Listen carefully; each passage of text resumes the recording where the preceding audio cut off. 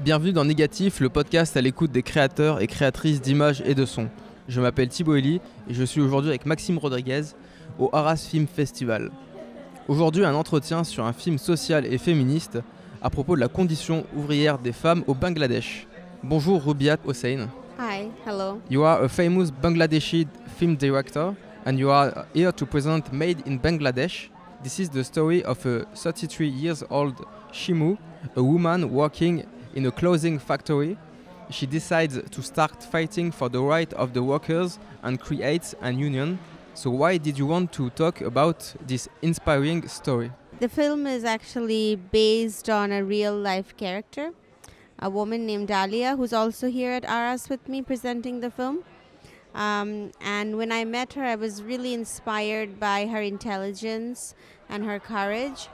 And she told me the story about how she had gone through all these difficult steps to create a workers' union in her factory. And I felt that it would be a very inspiring movie. And it would also be a film that not only talks about the suffering of the textile workers, but also the strength of these young women who are resisting and standing up for themselves. This could have been a great documentary topic. Why did you want to make a feature film instead? Because I think documentary is not my form. You know, I think it's different people have different forms, and of course it would have been an amazing topic for a documentary if a documentary filmmaker would have done it. But I think for me, fiction is my cup of tea, and I'm more comfortable doing that, so I chose that. Did you want to make a politically engaged movie from the start of the project?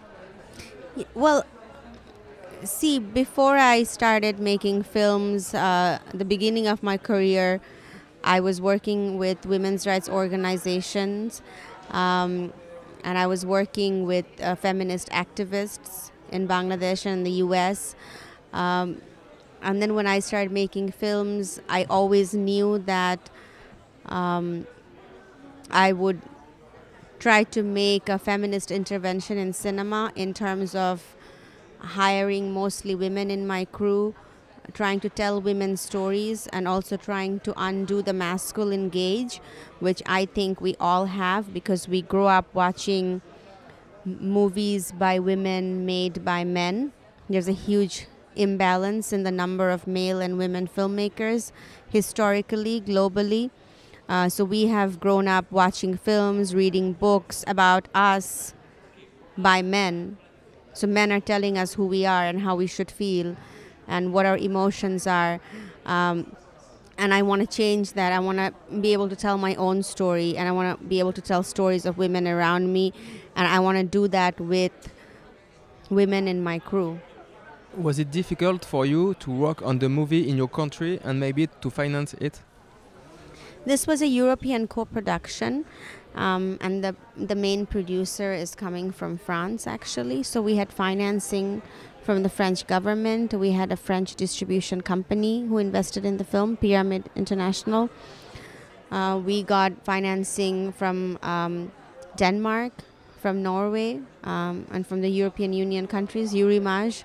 So the film was really made possible by these grants from Europe, and it was my first co-production. So it's a Bangladesh, France, Denmark, and Portugal joint production.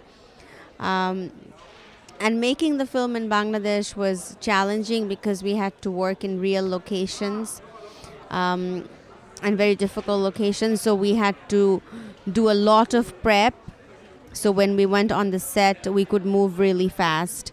And I kept a very small crew. And like I said, I had a lot of women in my crew. My DP is a French woman. Sabine Lancelin. And my sound engineer, Elisha Albert, she's also a young French woman. So it was, we were actually scared that what would it be like for us, like all these women going into the slum trying to film. But it was a surprise that they really accepted us and helped us and participated in the film. So let's talk about the visuals of the film. You worked, as you said, alongside the famous French cinematographer Sabine Lancelin. Why did you choose her? I chose Sabine because when I was talking to François, who's the French producer of the film, I said that I really want to work with a woman DP, and can you help me meet some? So Sabine was the first person that he had suggested, and when I realized that Sabine had worked with Chantal Akerman, I was like, oh my god, because Chantal Akerman is like almost like a god to me. She's one of my most favorite filmmakers, and I think she's the most original filmmaker. So when I found out that Sabine had this experience and she was coming from this generation of French women in cinema, I kind of felt like, okay, she'll be the right person. And then we met in Paris, and I felt very comfortable with her. And we sat there for 3 hours talking about the movie, and I told her what I wanted. And another thing that I really liked about Sabine, that sometimes when you see films made by Western directors or cinematographers going into a developing country, the gaze is often a little problematic because they're trying to look at poverty or trying to make images look exotic. But with Sabine, I felt that she would not do that. She gave a lot of dignity to my characters, and she gave a lot of beauty to my settings. She had a lot of respect, and that was also one of the reasons why I wanted to collaborate with her. What were the key visual choices that you made with her? One of the things that I told her that we don't want to go too close to the characters, because we don't want to create an illusion that, okay, by watching this movie you'll get a deep insight about this woman's life. So we always want to be keeping the camera at a little distance from my characters, give them privacy in a way, and also having more not a lot of camera movement, just be more stationary. So really create a sense of like when you turn the pages of a storybook, like a lot would happen in one frame, and we wouldn't want to have too much camera movement except for the traveling shots. We decided that when Shimu is traveling through the city, we want these handheld traveling feel of it, and we use different techniques. Sometimes we would get on a van, like a rickshaw van, and put the camera on a rickshaw van and follow the girls. Sometimes we would shoot from a moving vehicle. Sometimes we would just have an operator follow the characters. So for different scenes, we had these different techniques. And one of the things that I also wanted to do, that not use too many lenses, just stick to some basics, not go into stylized angles just because I want to show something stylized. No. You wanted it to be simple? I wanted it to be very simple. I wanted it to be classical. And I think Sabine really delivered that. And also we talked a lot about colors, because colors were going to be very important. I wanted darkness too, because Dhaka as a city is very dark. So I wanted darkness with some flashes of light and color, which she was able to create. Without revealing too much, the movie ends with only one fight won against bureaucracy and maybe the men. Did you want to show that victories are difficult to acquire, and that even small victories are some step forwards? Well, definitely, because we just came from the Q&A here at the ARRAS festival, and Dalia was saying how it was so difficult for her when she was unionizing. Her parents or her husband, they're very much against it. So you see that women not only have to fight outside, they also have to fight at home. That's why every victory counts, and we need to celebrate that and take inspiration, because there's more fighting to do. But if we already feel defeated, then we don't have the strength to fight. So that's why I wanted to focus on the victory. Did you want to make a film that could empower women and make them feel like there is small victories that could come if you have a small will and the strength to fight with other people? Yes, definitely. And I think that not only empower other women, I think I also empower myself through making film. Like in Bangladesh, I'm not really maybe very safe or free to go out on my own and go into a slum at night or go out on the streets. But when I'm filming, I can go out at 3 in the morning and I can have a cigarette on the street and I can be outside and feel completely safe because I'm surrounded by my crew. So in a way, making film also sets me free. It also empowers me to have a voice in Bangladesh. And it's a very patriarchal society and I'm one of the very few women making films. So for me to be the only woman in the room is, I'm trying to like give myself a space, create a space for myself. And that's why I want to have women in my crew, because I don't want to be the only woman on my set. So I surround myself with other women who are strong, like Sabine. Like, she was my rock during the shoot because she was so strong, she was so confident, and I could look up to her.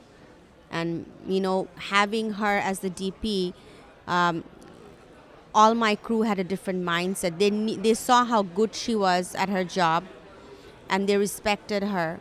They didn't care if she was a man or a woman, So when you're working with a crew, when they see that, oh, you're directing well, you're doing your job well, after a point, they don't care if you're a man or a woman.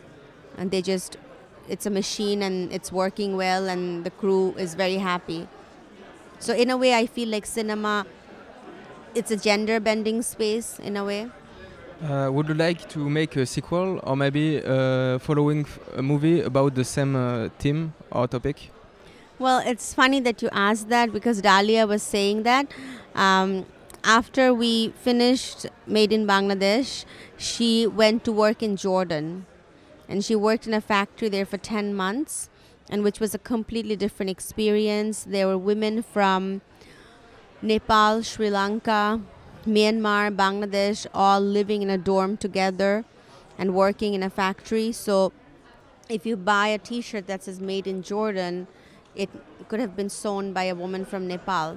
So this whole network of trafficking of cheap labor is something I was not aware of. And it's fascinating to think about, when she sent me these photos of like 5,000 women living in a dorm together, every morning being shipped to work, being shipped back.